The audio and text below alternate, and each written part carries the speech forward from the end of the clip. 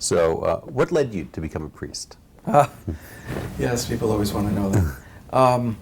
Probably my family background and the place of religion in the life of Catholics in the 1950s, when I was growing up. The priest was a very visible person and seemed to be, I don't know how to describe it, but a person who was doing some good in people's lives.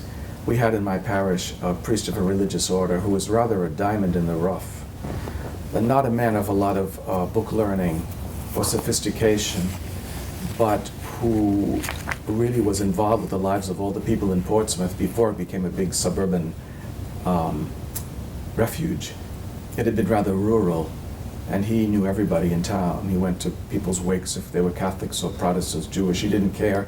He was the priest to everybody, and it was that kind of thing, I think, that probably inspired me to the priesthood. It's turned out rather different from what I thought it was when I was, 12 years old. But yes, and the world has changed too. It's not necessarily now a automatic step into a prestigious life. So. What do you think is the proper role of the Catholic priest? In a university or in the world as larger? How about both? Yeah. I guess it's similar. The first job of the priest is to preach the gospel, and he deals mostly with people of his own religious tradition. The second thing that what he spends most of his time doing is actually what they call building up the community of faith, but by which they mean administration, going to committee meetings, organizing things, even visiting the sick, etc. And then there's the interaction with people outside the community of Catholic faith, which really has to be done more by ordinary Catholic lay people than priests who don't necessarily in a parish have that much opportunity to interact on a day-to-day basis with other people of other religions. Here there's much more opportunity for that. And there are, of course, constant interactions with people of all different backgrounds. But I think every clergy person sees himself or herself firstly directed to one's own community, but also to be available to anybody who might be in need of sometimes just talking. Mm-hmm. There are, of course, different Christian denominations. Which one do you identify with, and what do you think distinguishes yours from the others? Well, what I usually say is I don't belong to a denomination. I belong to the Catholic Church. And that's one of the differences, of course. It does not see itself as a Christian denomination. It sees itself as the original Christian community, which has come down through the ages and developed as an acorn develops into an oak tree. So you'll notice that the Catholic Church has so far at least declined to join the World Council of Churches or the State Council of Churches. It participates as an observer and interacts as best it can, but it doesn't declare itself a member of a kind of a society of equals. So that's a difference in the view of, I think, for example, if you talk to an Eastern Orthodox priest, he would have the same view of his own church. But it's certainly true of Catholicism. It does see itself as unique among the Christian traditions. And what distinguishes, would you say, in terms of... Well, there's the thing that distinguishes us from Eastern Orthodoxy is probably the unity that comes about from all being united with the Church of Rome, with the Pope. Other than that, the Orthodox and ourselves would have a similar relationship to Protestantism. What distinguishes us, I think, is a sense of history, that apostolic means not just having the zeal of the apostles, but also being in historical continuity with the apostles. There is a kind of unbroken...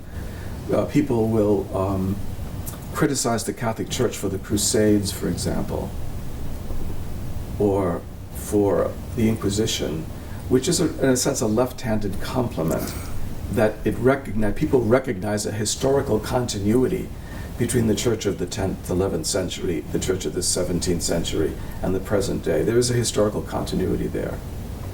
I never heard anybody say they don't want to join the Congregational Church because they hanged witches in Salem. So, Right. but that sense of a mystical element to the church, as well as the visible bureaucratic reality, there is also united with that kind of a mystical reality that can't be really described in words very well, and the church can't be reduced simply to the bureaucratic. So I don't know if that means just distinguish from other Christians, I'm not sure. So many different Christian groups consider themselves practitioners of Christianity. Do you think that there are limits as to kind of which are authentic, which can make that claim, and which cannot? Well, most mainline Christian churches, traditions, including the Roman Catholic and Eastern Orthodox and most of the mainline Protestants, have agreed that the distinguishing mark of Christianity is an acknowledgement of God as a trinity of persons. So any group that claims to be Unitarian in some way, or even polytheistic in some way, cannot be said by us to be Christians. That's mostly the distinguishing. The limit is that of dogma theology on Trinitarianism. Yes. What do you see as the central message of Christianity? The central message is the message of grace, that God loves us individually and without conditions, and that a sanctifying grace is the uncreated reality of God himself, which he offers to us in a relationship of love. I think that's the message. The secondary message is that, okay, we're screwballs. I mean, that's the bad news. We're weak, and if we don't struggle, we do tend to do what's ever easiest and self-serving. And that we need a savior. And the good news is then that we have one. And we learn to be Christians when we fall on our face for the first time and realize, oh, I'm getting it now. I need a savior, and I have one. Can you talk a little bit about what you see as the difference between Christianity and Judaism? I'm certainly no expert on Judaism, and I will tell you the truth. I have listened to other people speaking about my religion and have been nonplussed, really. So I'm a little reluctant to talk about Judaism as one thing, but generally, of course, it comes to the person of Jesus. I know at the Reformation, some of the reformers accused Catholicism of being too Jewish, that it's too interested in rites and rituals and rules, for example. But that comes from, like Judaism, the Catholic Church sees itself as a visible reality in the world. It's not simply mystical or hidden or known only to God. You can say, this is Catholicism, this isn't, this is the Catholic people, this isn't. So there is a sense of jurisprudence, a whole jurisprudence in the Catholic Church. So there's a lot in common with Judaism, and my theory is Catholicism has taken customs from all the nations and peoples, but its taproot is in Judaism, and the more it is faithful to that, the less nutty it gets. Because the pagan things, the things that we took from Roman and Greek society or Germanic society or Celtic society will tend toward superstition. But in the end, of course, Judaism says true spirituality does not consist in psychological states. It's doing what God asks you to do. The difference, is this whole message of, it's the person of Christ, really. What was Jesus reacting against in the Pharisees that became Orthodox Judaism after the destruction of Israel and the temple? This message of St. Paul that God does not love only one nation, and that, which I think Judaism today would certainly recognize. You talked a little bit about the doctrine of supersessionism. Yeah, I think it's there a little bit in the New Testament, in the Epistle to the Hebrews, for example. It talks about the covenant with Israel as being the old covenant and obsolete and obsolescent, at least, and passing away, and the new covenant of grace has been established. So you can see little glimmerings of this kind of stuff in the early Christian community, that they were the new Israel. Peace upon all who follow this rule of life and upon the Israel of God, St. Paul says. But the church has officially renounced that. The Catholic Church has officially renounced that. Now, nobody believes that documents from Rome can change the mind of more than 1 billion people.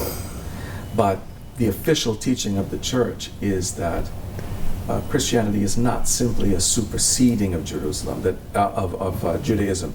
That there is, St. Paul says, God's gifts and his call are irrevocable. That they are still uniquely his people in some way. So we are, as the Bible calls us, wild grapes grafted onto the vine of Israel. So in that way, would you see that the New Testament then is seen as an additional covenant? Yeah, I would say, well, the New Testament is a meditation on Christ, on the Christ event, as some call it, in the light of the Old, it's a meditation on the Old Testament in the light of Christ.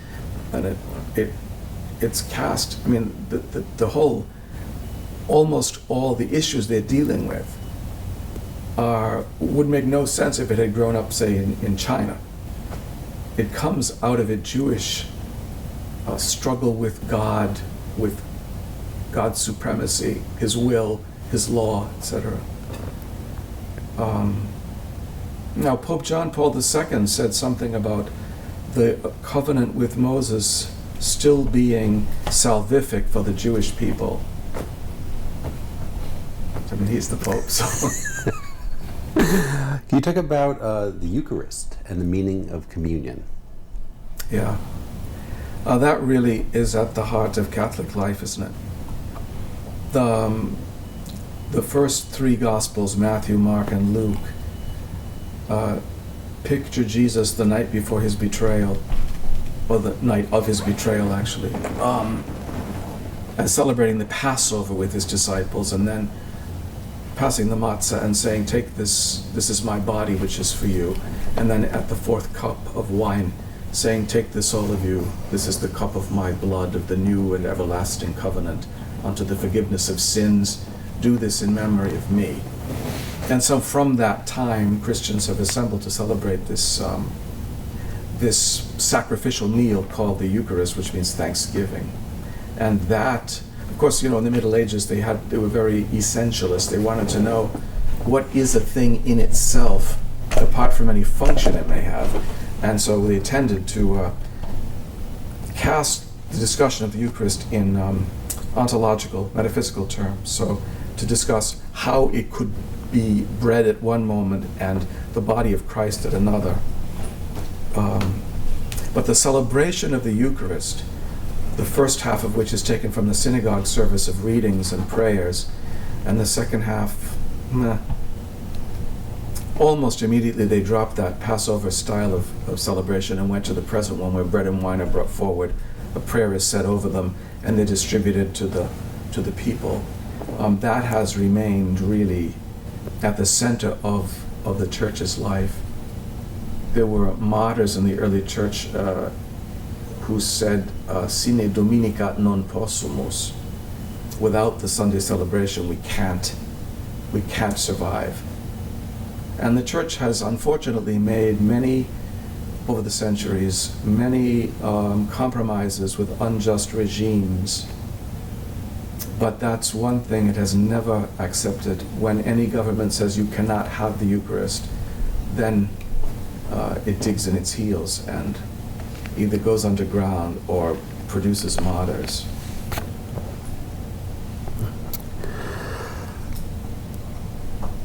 What do you personally consider to be ideal Christian worship experience? Maybe if you could describe one even from your own experience.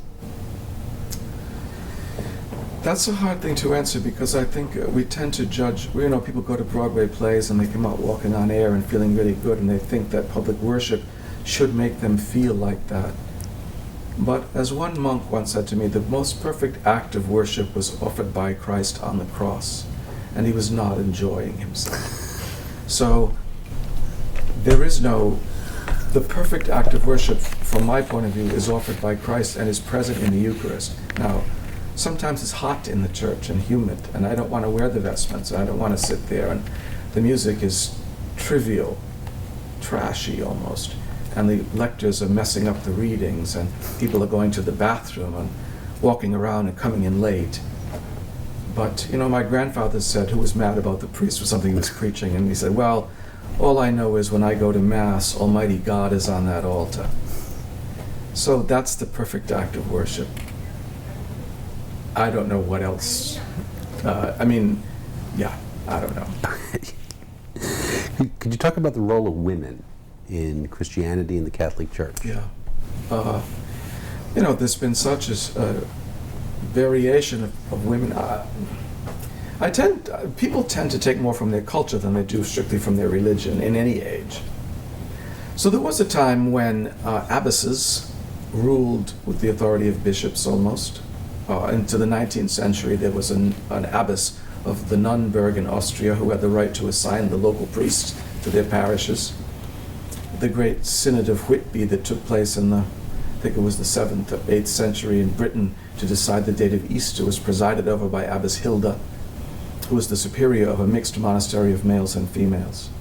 So the idea that women cannot hold authority in the church is simply not historically correct.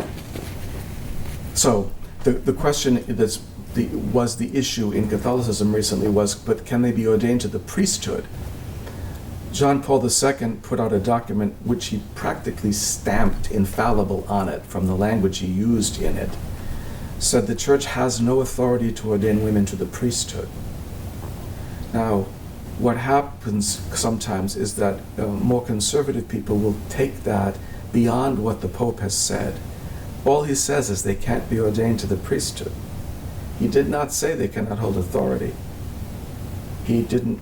In fact, one cardinal said, well, given the fact that women cannot be ordained to the priesthood, it becomes more necessary than ever to discuss ways in which women can hold authority in the church. Because the document is not meant to say women therefore must be second-class citizens in the church. And that's what can be misheard both by people who don't like what he said and people who very much like what he said.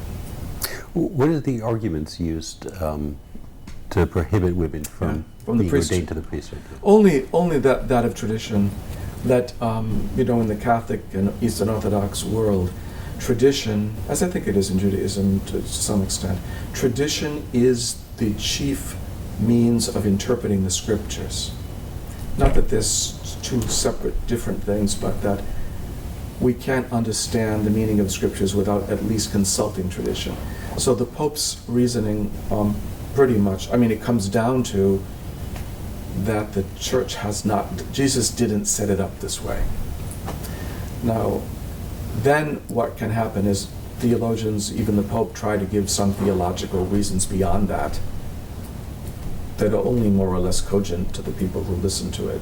But the bottom line is, the church has no authority to change the way Jesus set this up.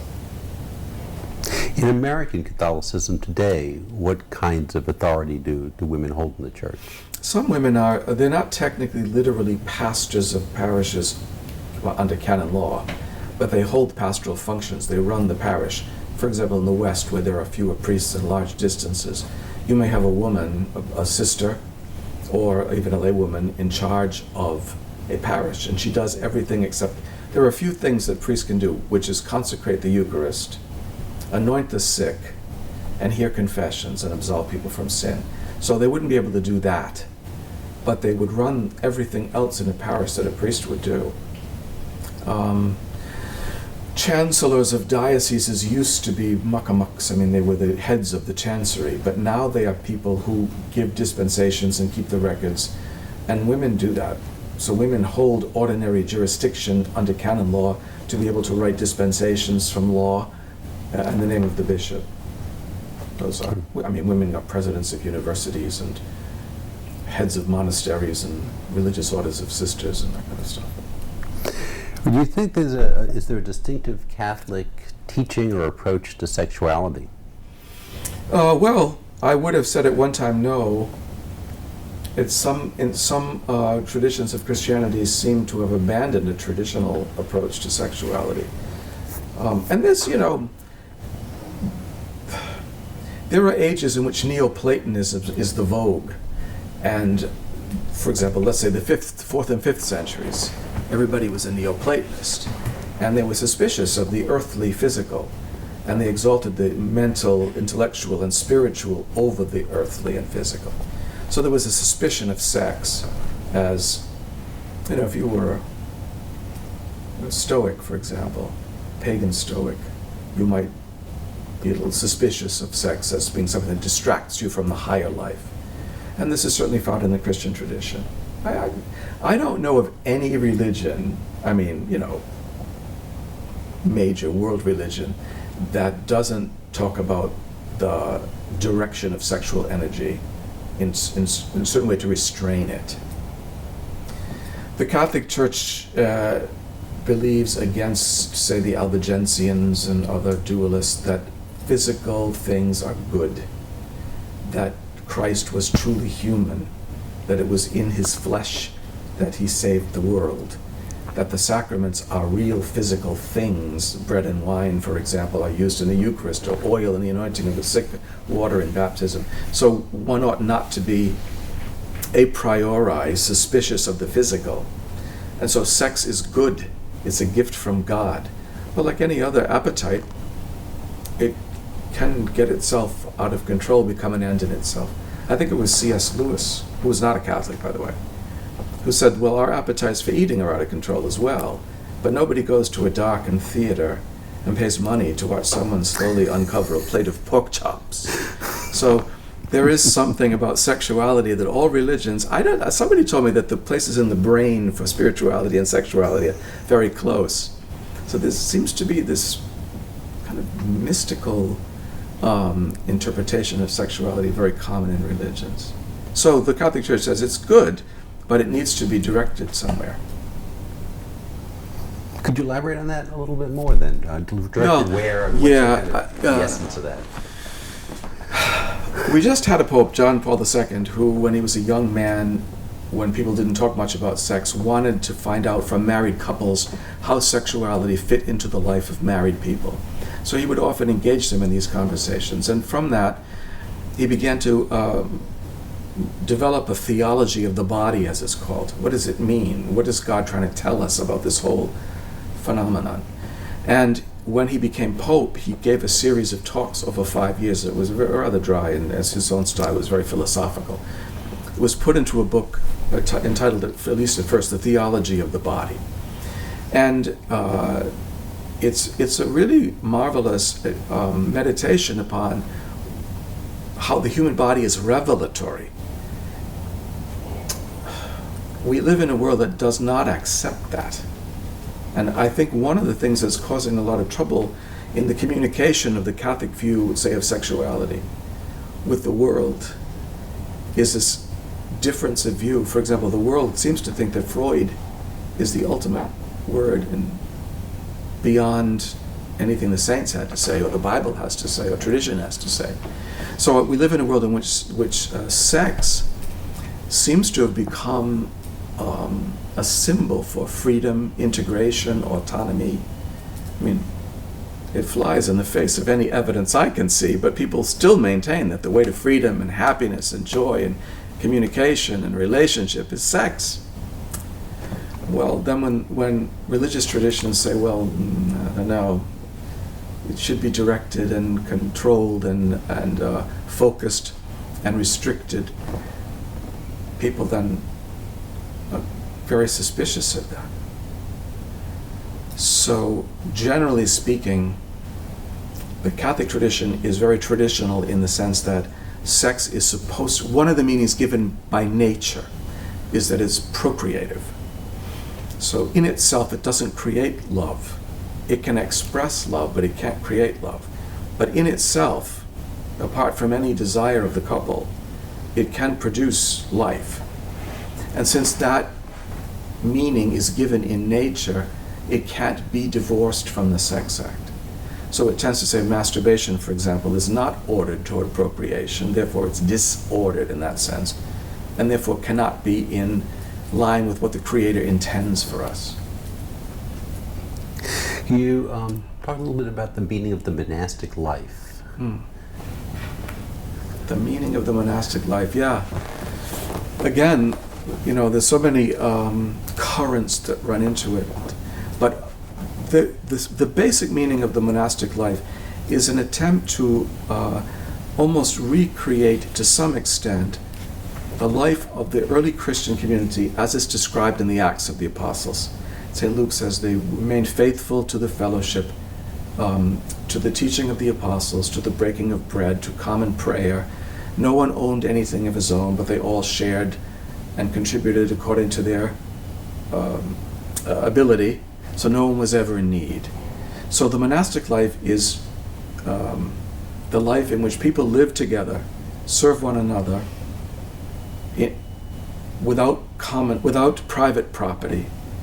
And to that, of course, then is the obvious things is added. The public prayer of the church, taken from Judaism, the book of Psalms, is sung day and night. But that's the basic meaning. But certainly it's been influenced by Neoplatonism and suspicion of the body, and that kind of stuff is all part of the great tradition. Celibacy as given by Christ, but also in line with Stoic philosophy, etc. How is celibacy seen as an important part of that, and a gift, I guess, of Christ? Well, it's an imitation of Jesus himself, but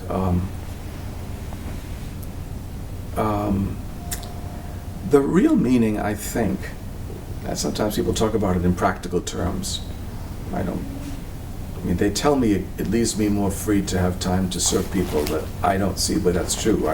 I'm surrounded by clergy who are married and who are at least as available to people as I am, and probably more. The real meaning of celibacy originally was to short-circuit the human relationship, the exclusive relationship with a spouse, in order to kind of force one toward a relationship with the divine. You'll find that in Buddhism, Hinduism, even I'm not sure about other people's religions, so I'm not going to go there, but I think many religions of the world with the monastic tradition have this idea of that renunciation of a good, which is householding, to putting one's energies toward a relationship with God. So there's a kind of redirection of sexual energy to God. Yes. Well, sexual, kind of Freud seemed to think that religion was repressed sex. But it's actually, I think, the opposite. Sex is repressed or redirected religion. In other words, the human being has an infinite desire for relationship with other, for connection. And marriage does that in a particular way. And celibacy is supposed to, in some sense, as I said, short-circuit that, to leave one, or even to force one into a relationship with the divine. Would you say the celibacy is an ideal? No. Okay. No. Obviously marriage is the norm, so I don't think that celibacy is superior to marriage. It depends on what the person's gifts are. I do think that our society is getting itself into trouble by holding up marriage as really the only position, the default. And there are people who marry again and again and again, and they just can't. If anybody would offer them another option, like you don't have to be married, I wonder if they would be happier. Because they don't have the gifts, the patience, and the self-sacrifice it takes to be married. What is the Church's position on contraception? Well, again, that since sex is ordered toward procreation, it says that artificial contraception interferes with the design of the Creator, and therefore it's disordered. But it's, again, misheard by people as that you're supposed to have as many children as you possibly can. The Church does not object to family planning or the regulation of births. It only says, well, you should do that through the natural means of the woman's body and not artificially. And I would say the teachings of the Church in sexuality are perfectly consistent and logical. Has the the AIDS epidemic at all affected the church's position on these issues? It has recently. There is in Catholic theology what they call the principle of double effect. So it's wrong to have oneself sterilized, for example, just to avoid having children. But if the woman's womb is cancerous, they can excise the womb from a hysterectomy. It's not immoral to do that. Their goal wasn't sterilization. The goal was prevention of death, healing of a person. The secondary effect, then, is not immoral. When Pope John Paul II was alive, he was so down on birth control that they could hardly even, I should have thought, and this is just my opinion, so I'm not speaking as a representative of the church, I should have thought the principle of double effect would have allowed married couples to use condoms. The intention is not contraception, it's the prevention of disease. And since I have heard, since the coming of Benedict XVI, Catholic clinics have been allowed to distribute condoms for that purpose. But I can't say that, I don't know that that's true. I have heard that that's true. But it was such a neuralgic issue for John Paul II. There was no exception. It was simply against God's will for the human being that contraception in any form ever be used. So, but now I think there's this idea that if you know you're infected with HIV, the fifth commandment forbids us from killing people. The sixth prevents us from, or forbids us from committing fornication or adultery. As one cardinal said, if you're going to break the sixth commandment, you should not also break the fifth at the same time. Right. Where's the church's teaching on abortion? Well, it's the killing of an innocent child, and therefore there's not even any wiggle room or discussion, really. It's simply not acceptable. In any case at all? Right. Or? Okay. And the church's teaching on homosexuality? Yes. Well, it's pretty much that of the scriptures. Well, again, it's this whole thing that sex is supposed to be ordered toward life, procreation. A homosexual act cannot be that, and therefore it can't be ordered toward the ends for which the Creator gave sex. And again, this can be misheard because of what we're living in a society that says sex is the most important expression of love. So I'm afraid people are hearing the church doesn't want gay people to love each other or to be in relationships. Now, I've heard even Christian ministers say, well, how can you live without sex? It's ridiculous. So, okay. But I'm only saying that the non-acceptance of homosexual acts should not be misinterpreted by people. As among conservatives, for example, this is, the church is saying that homosexuals are sick and deviant. That's not the intention. And then among gay people themselves, the church is trying to keep us from loving one another and being in relationship. That wasn't the intention either. So you would make a division between sexual acts and sexual desire? Yes, and the person is a person. Gay or straight, a person is still a child of God. That is neither here nor there in a sense. Now, when talking to so many gay people here, you begin to realize that for gay people, more than for straight people, they define themselves by their sexuality. So it can often really, it's like a pebble in my shoe. I don't know what to say because I don't know how to convince anybody that the church is not rejecting you as a person, nor forbidding relationships and love. But it's very hard. Probably the most difficult issue I deal with. When is it permissible for Christians to kill others? Well, to kill a person is a morally neutral statement. Is it immoral to kill a person? I can't tell you. What was the reason for it?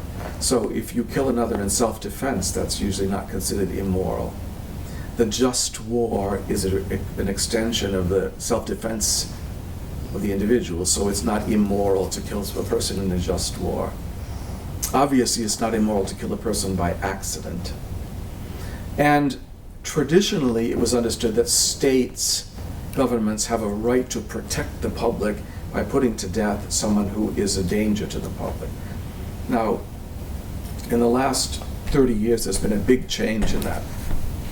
That if we value the person as more than the sum of his or her acts, then even the murderer, if he can be restrained by imprisonment, ought not to be put to death, because there's a value to human life even when the person is handicapped or unborn or senile or vitiated with immoral and dangerous behavior. So, Is there an official Catholic position against capital punishment? there is now. Yes, John Paul II wrote something saying he could not see in the modern world that there was any reason for capital punishment, since there were other ways of restraining evildoers. He was furiously disagreed with publicly by Justice Antonin Scalia. So, well, you know how people are. They all want to be Catholics until it interferes with something they want to do, you know. So he thinks that it's important for governments to have the right to inflict the severest penalty on the severest malefactors. And if you take away the right for a court to impose the death penalty, you're taking away their right to teach something in public that these kind of deeds are absolutely unacceptable. Are there ever situations in which you think violence against the state is justified by Christian or Against the Catholic? state. I think of something like the case of Timothy McVeigh, who of course is not. Yeah. It's not the best example here, but could there be an example like that in which violence against the state is justified according to Catholic teachings? Thomas Aquinas in the 13th century talked about practically everything, and he took up that subject. When is it permissible? When is tyrannicide permissible, for example? The church tends, over the centuries, to support the public order, peace, public. That's why it did not support the Irish in their rebellion against England for freedom, which is kind of strange because the Irish almost all were Catholics and they were fighting for the independence of Ireland, and the church kind of drew back to the official church, the bishops and the Holy See. But so it would have to be a really awful situation before the church could see that the only solution here is the removal of this tyrant, for example. It generally believes Catholics ought to support the societies in which they're living.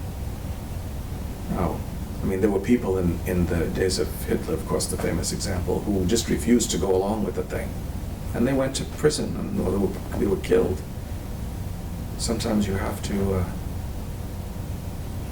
the bishops of Holland spoke out against the Nazi regime, and then it made it worse, so then they shut up. So,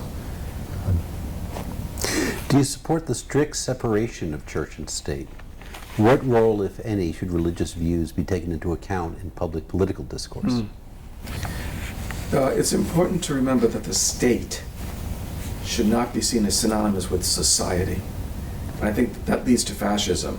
And I think a lot of people are going that direction without realizing it. They want religion to be private, and everything public is called a state. That's very dangerous. There's society, and then it's served by religion and by government. And those are two different ways of serving people. And I'm a United States citizen. I was born here. My father was born here. His father was born here. His father was born here. I have religious opinions. Why should I not be free to express them? What an odd thing. I mean, do people really believe that secularism is a neutral position? They're saying, in effect, the secularist has a right to operate on his belief system. The religious person shouldn't have that right. He's imposing his religion on the public. The secularist is not, which is not true.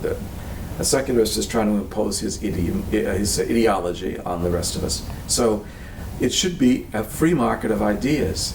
Whether my motivation is religious or not should be beside the point. Now, in the Catholic tradition, especially in the Middle Ages, but even before that, the idea was to show that it's not unreasonable. Christian morality, for example, is not unreasonable. So to give reasons why this should be valued by society and this should not, to me, it's just the way democracy ought to work.